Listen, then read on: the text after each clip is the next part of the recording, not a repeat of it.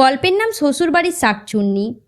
রায়পুর গ্রামের রাস্তাটা সরু, দুই পাশ দিয়ে তালগাছের সারি, মাঝে মাঝে দুটো একটা পুরনো বাড়ি দেখা যায়। এই পথ ধরে হাঁটছে বিক্রম আর তার নববধূ মালতী। বিক্রমের হাতে একটা মিষ্টির আড়ি। বিয়ের 3 দিন পর বউকে নিয়ে শ্বশুরবাড়ি থেকে শাশুড়ির বাড়িতে নিমন্ত্রণে চলেছে। গ্রামের মানুষজন আগেই বলেছিল ওই পথের তালতলায় এক শাকচুন্নি বাস করে।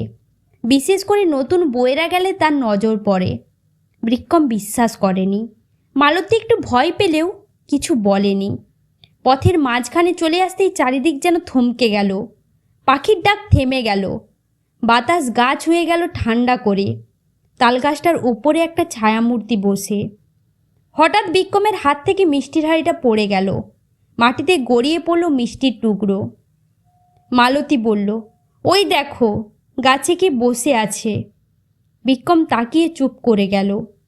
ছায়ামূর্তিটা গাছ থেকে নেমে এলো। পা মাটিতে ছুটছে না, ভাসছে। দুটো চোখ টকটকে লাল। শাকচুন্নি আস্তে আস্তে বলল, মিষ্টি এনেছো? মালতী জড়ানো গলায় বলল, আমরা নিমন্ত্রণে যাচ্ছি, আপনি চাইলে। বিক্রম তাড়াতাড়ি হাঁড়ি থেকে একটা রসগোল্লা বের করে পাতার ওপর রাখল। শাকচুন্নি সেটা হাতে নিয়ে শুকনো, তারপর হেসে উঠল, ভয়ঙ্কর ফাটল ধরা হাসি। তোমরা আমাকে না জানিয়ে বউকে নিয়ে গেলে, এবার দাও ওর সিঁদুর।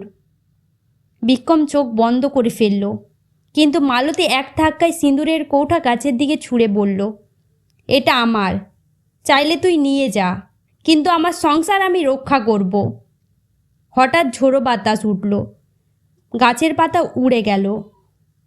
চোখ খুলে দেখে গাছ ফাঁকা, মিষ্টির হাঁড়ি আবার পূর্ণ। বিক্রম আর মালতী বুঝল তারা বেঁচে গেছে। আজও ওই পথ দিয়ে নতুন কোনো বউ গেলে এক টুকরো মিষ্টি রেখে আসে তালগাছটার নিচে, কারণ সবাই জানে শ্বশুরবাড়ির শাকচুন্নি একটু অভিমানী, অভিমান করলে সংসার ভেঙে যায়। এইভাবেই আমাদের ছোট গল্প শ্বশুরবাড়ির শাকচুন্নি গল্পটি শেষ হয়। গল্পটি যদি ভালো লাগে আমাদের কমেন্ট করে জানিও।